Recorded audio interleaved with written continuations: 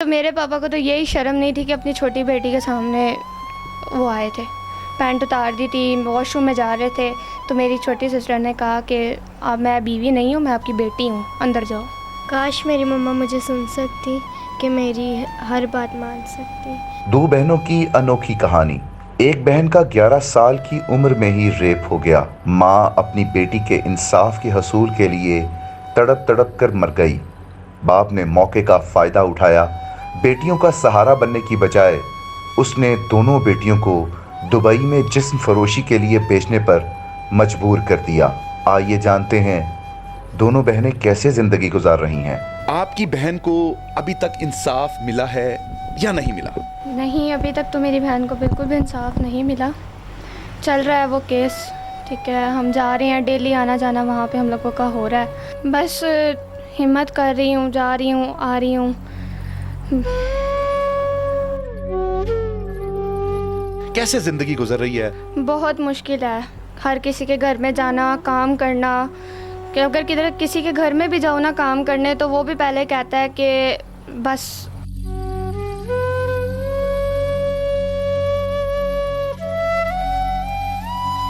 मैं भी अभी एक जगह पर गई थी, उधर उनकी बेटी को संभालना था, बेबी केयर पे मैं गई थी।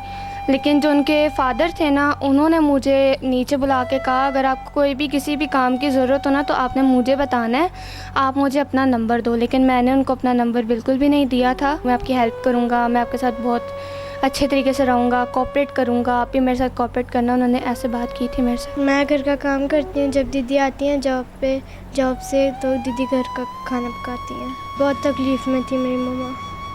अब्बू नहीं पूछते आपको? नहीं, पापा मैं बहुत मारते थे। इस सारे हालात में जिस वक्त आप मुकाबला कर रही थी, घर भी किराए का था, बाप भी सर पे नहीं है, जेब में फूटी कोड़ी नहीं है, तो कैसे आपने सारे अखराजात को पूरा कर लिया?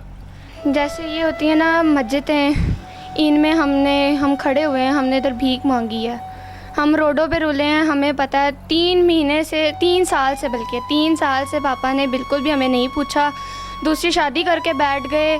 हमें एक भी दफ़ा फ़ोन कॉल करके नहीं कहा कि तुम हमसे पैसे ले लो। उल्टा हमारी जो हेल्प करता है और जो हमें रखता है उनको उल्टा धमकियां देते हैं कि जी हम आपको ये करवा देंगे, मैं अपनी बीवी का इल्ज़ाम जो है कत्लो वारत का तुम्हें दे दूँगा कि तुमने कत्ल की है। मेरी दादी, मेरा मामू, मेरी मासो तक ने मेरे पे इल्ज़ाम डाल दिया। जो मेरी हेल्प कर रहे थे उन पे भी इल्ज़ाम डालने के किए जी ये जो हैं इसने टांग कटवाई है, इसने जान से मारा है, इसने सब कुछ किया है।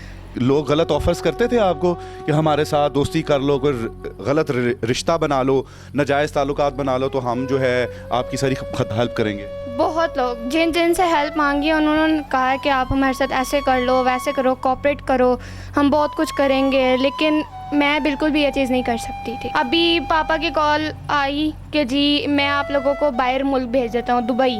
और पुलिस वालों ने कहा कि हाँ जी आप क्यों दुबई भेजना चाह रहे हैं। मेरे मामू से पूछा, लेकिन मेरे मामू ने कहा हम इनको वहाँ जाके पढ़ाएंगे। तो मैंने पुलिस वालों को जवाब दिया कि इन्होंने हमें यहाँ रह के नहीं हमें पढ़ाया, तो ये वहाँ हमें पढ़ाने के लिए भेज रहे हैं।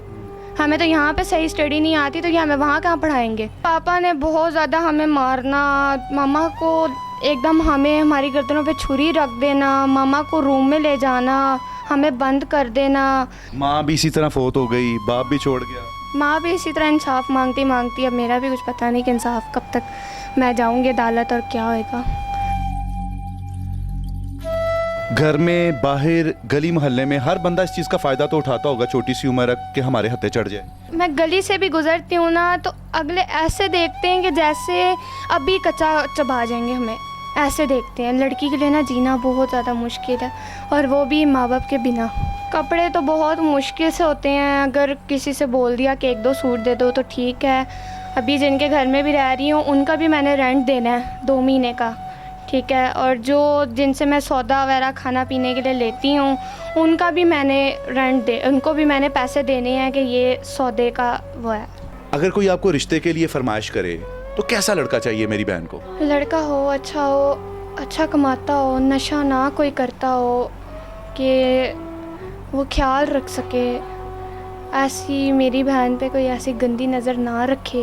कोई ऐसा शख्स जिसकी उम्र ज़्यादा हो, 40 साल हो, 50 साल हो, 60 साल हो, लेकिन उसके पास दौलत बहुत हो और वो आपको अच्छे तरीके से इज्जत की ज़िंदगी गुजारने के लिए अपने साथ रखना चाहता हो, तो क्या आप उसके साथ शादी कर लोगी? मैं इस अपने बाप की उम्र से कैसे शादी कर लूँ कि जो मेरी बाप की उम्र का, लेकिन ये है कि मैं जो मेरी बहन पे बुरी नज़र ना रखे और जो हमें स्टेबल कर दे, यानी कि स्टैंड कर दे अच्छी तरह। बाप के नाम कोई पैगाम? बाप के लिए तो गालियाँ ही निकलेंगी उल्टा। बाप को तो मैं कुछ भी नहीं वो कह सकती कि जी क्या है वो मेरे लिए वो कुछ भी नहीं है। उससे रिश्ता ख़त्म हो चुका था जिस दिन मेरी मम्मा मर गई थी। अल्लाह का नेक बंदा इनकी मदद करे, इनके सर पे शफकत का हाथ रखे। ये मासूम बच्ची हैं, ज़माने से इस वक्त मुकाबला कर रही हैं, अपनी किस्मत से भी लड़ रही हैं। आज आप इनकी मदद करेंगी, कल को कोई आपकी मदद करेगा। स्क्रीन पर नंबर देख सकते हैं, अकाउंट नंबर भी देख सकते हैं, क्योंकि साया वेलफेयर फाउंडेशन हमेशा से लोगों की मदद करती आ रही है और अपनी तवस्सुत से वो जिस कदर हो सके वो गरीबों की, मस्कीनों की मदद करती रहती है। अकाउंट नंबर आप स्क्रीन पर देख सकते हैं, आप वहाँ डायरेक्ट पैसे उसमें भिजवा सकते हैं या जैज़ कैश करवा सकते हैं।